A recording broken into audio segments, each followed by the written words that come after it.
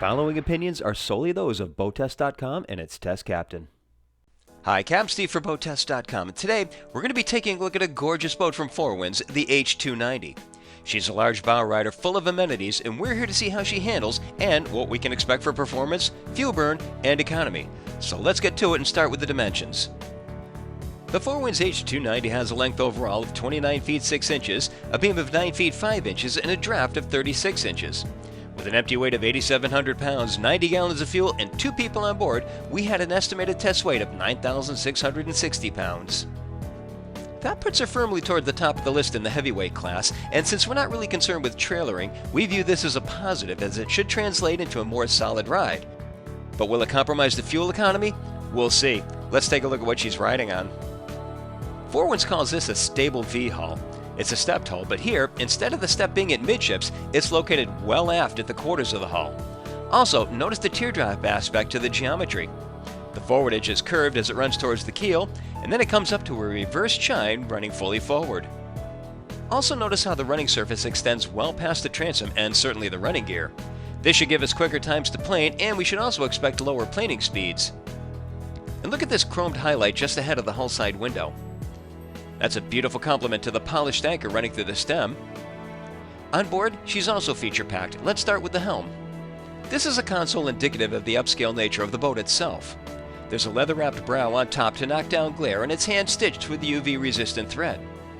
Below are analog gauges for speed and RPMs mounted to a carbon fiber panel covered in clear plastic. To both sides are the trim gauges, and in clear view is the separate fuel gauges showing the level of the 120-gallon fuel tank. That's among the highest capacity we've seen in class. So again, we're seeing a trend of the hull design possibly offsetting any concerns for weight. The Garmin 741 GPS is standard and mounted to a sub-panel on the cabin door. We didn't have any problems with viewing it, but it'd be nice to see it on a beveled mount angle towards the operator. The clutter is kept off the panel thanks to the dual Volvo Penta EVC displays and their selectable information. The switches are all attached to mounts cut from billet aluminum, and the toggles are lighted to show when activated. This is a nice touch. The ignitions are well aft of the starboard bulkhead. This keeps them clear of the panel and out of range for getting bumped, bent, and certainly well clear of the knee strike zone. Rockers for the trim tabs are just ahead, and these include the LED indicators to the sides. And of course we have the digital engine controls that offer a host of optional features: cruise mode, single lever, etc. And in another nod towards the premium level, we have the stern drive joystick. We'll see how well it's dialed in at the dock. The seat is a single, but certainly wider for added comfort. It includes a flip-up bolster as standard. There's also a molded footrest for added comfort. A switch at the helm elevates the aft seats, exposing the engines. The 290 is offered with engines ranging from 300 horsepower on up to 430 horsepower.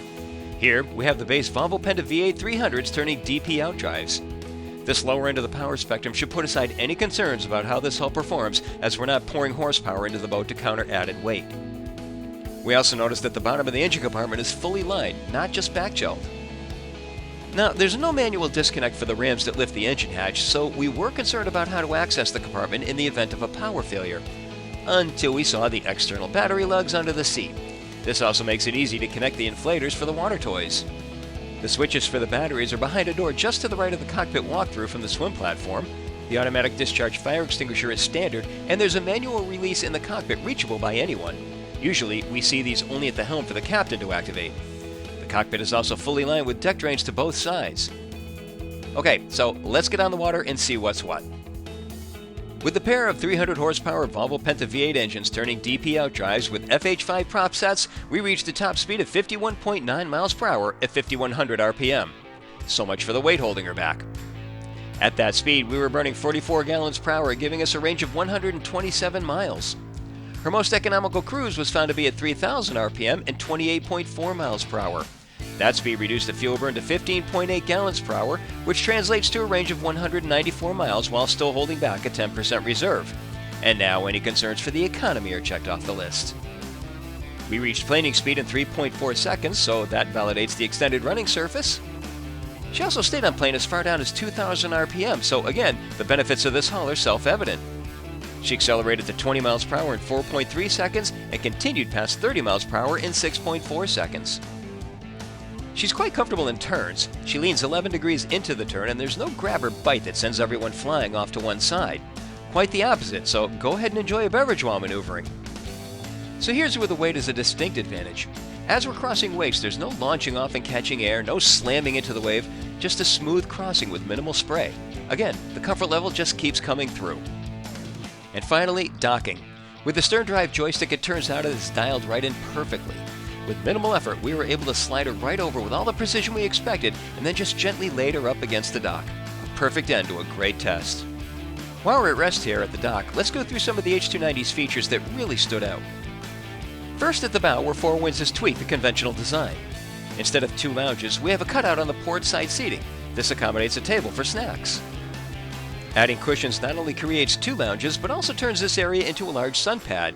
This measures 5 feet by 6 feet 10 inches. The L-shaped seating at the cockpit continues the upholstery color scheme. The rear bench seat also has an electrically moving back that allows for maximizing the seat facing either forward or back. On the starboard side is a wet bar complete with a stainless steel sink, a nice counter with room for food prep. Underneath houses a refrigerator. We'll make our way up to the transom using the molded steps and through the gate. The transom seating is 5 feet 10 inches across and has a non-skid surface on the platform for those partaking in water sports. To round out the features on this boat, we'll head back into the cockpit, and in front of the observer seat is the head compartment. This head compartment has 4 feet 11 inches of headroom and also houses a sink, light, and privacy curtain. Opposite of the head compartment is the H290's impressive overnight sleeping area. This has a privacy curtain, lights, 3 feet 10 inches of headroom, and a length of 7 feet 6 inches of sleeping area, sure to make overnights less of a compromise. So we've proven that this hull has marked effectiveness. We didn't need gobs of horsepower to offset the heavy weight, and that the weight in fact only adds to her comfort level. She has better than expected economy and a surprising amount of amenities for a 29-foot boat. And that's our look at the H290 from Four Winds. For BoatTest.com, I'm Captain Steve. We'll see you on the water.